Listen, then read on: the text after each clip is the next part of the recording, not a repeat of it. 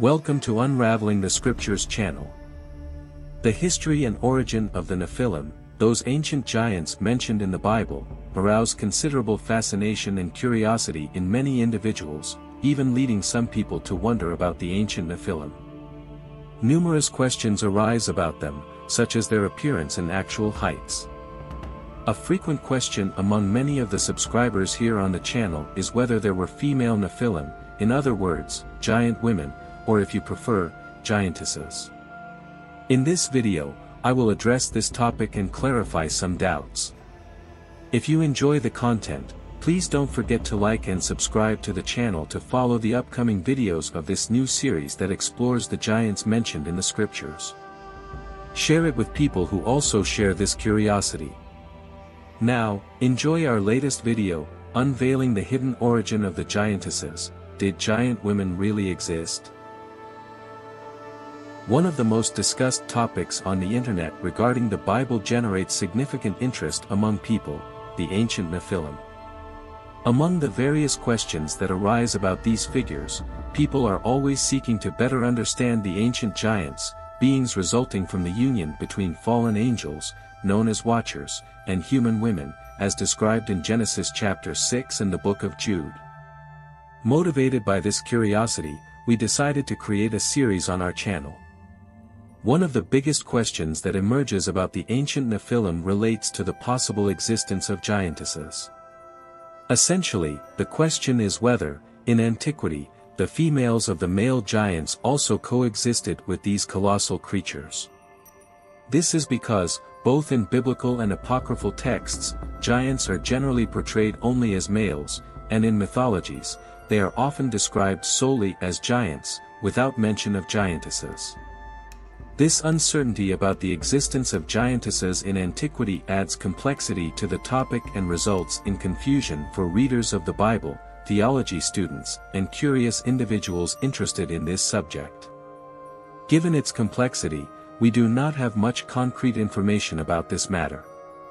However, there are various perspectives and interpretations about this particular subject. The question of giantesses alongside the ancient giants remains an intriguing theme. The first concept often associated with giantesses in antiquity is as follows: there are those who believe that the giants were simply hybrid beings. They argue that these beings were essentially products of crossbreeding between different species and had notably extended lifespans.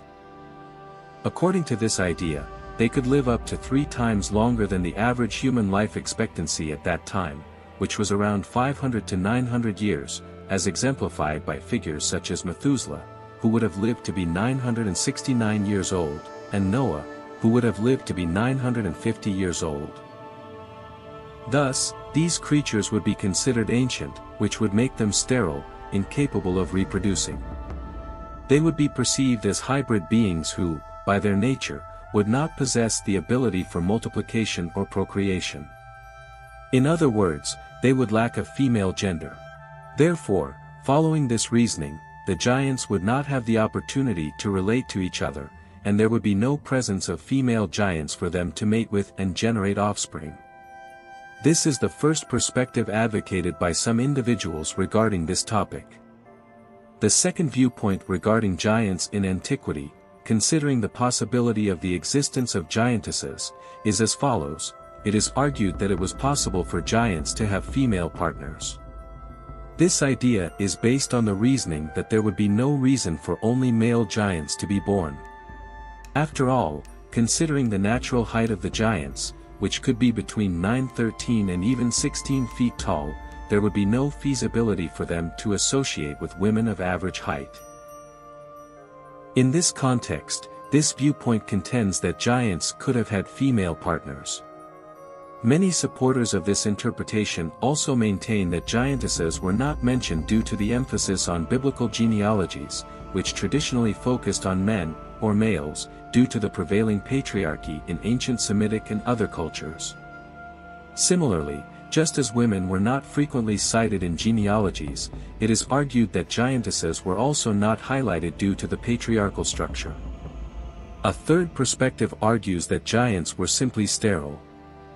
This view is quite similar to the first interpretation presented in the video but adds some nuances.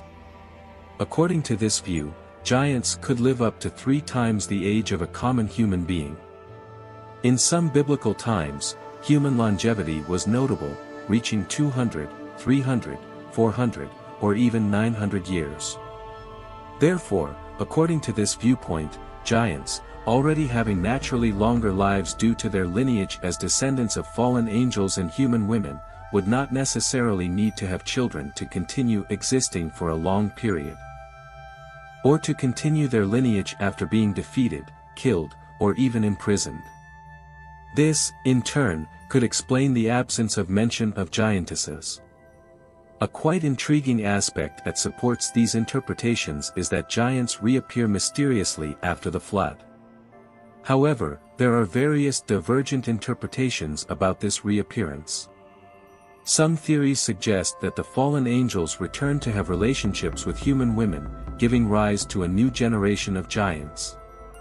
If you are interested in a video that addresses this topic and explains how they reappeared after the flood, leave your comments, and we will consider producing a video on this subject in the next episode of the series. These giants, afterward, continued to torment the Israelites and even David throughout the years. However, an interesting fact that supports this interpretation is that the giants were gradually declining, not as numerous after the flood. While a significant portion of giants persisted, many were eliminated in various wars. Genesis, in chapter 14, recounts an ancient war against 3 races of giants in which many were killed. The text states that 5 kings confronted and defeated the giants, indicating that these beings were defeated in battles. Over time, despite some giants forming alliances and even being revered as deities or offspring of deities in antiquity, as well as recognized as extremely powerful warriors, the presence of giants dwindled. This is evidenced by the various defeats they suffered in confrontations, such as the mentioned battle.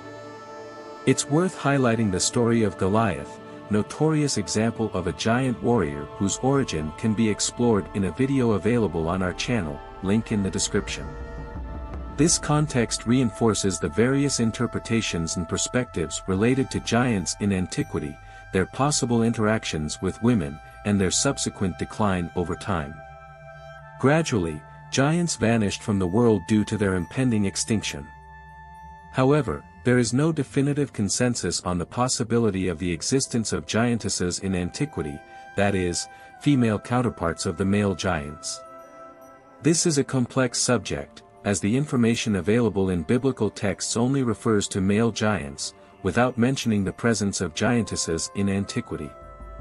Even though many argue that this absence is due to the patriarchal context of ancient societies and the subsequent lack of mention of women, including giantesses, the truth is that this topic remains open. In-depth study is needed to arrive at a more precise answer. The points discussed in this video are advocated by different groups of people, such as Bible scholars, theologians, enthusiasts of ancient civilizations, peoples, and cultures. Now, I would like to hear the opinion of each of you in the comments. Which of these interpretations do you identify with the most? Is there any other interpretation that hasn't been mentioned here? Do you believe that giantesses existed in antiquity? Maybe you believe in the theory that giants were hybrids, as defended by many, or you might believe that giants coexisted with giantesses and formed families. Leave your opinions in the comments. If you are enjoying our new series on the giants of the scriptures, please like the video and share it so that more people can access this content. Keep following us in the next video that is appearing for you now on the final screen.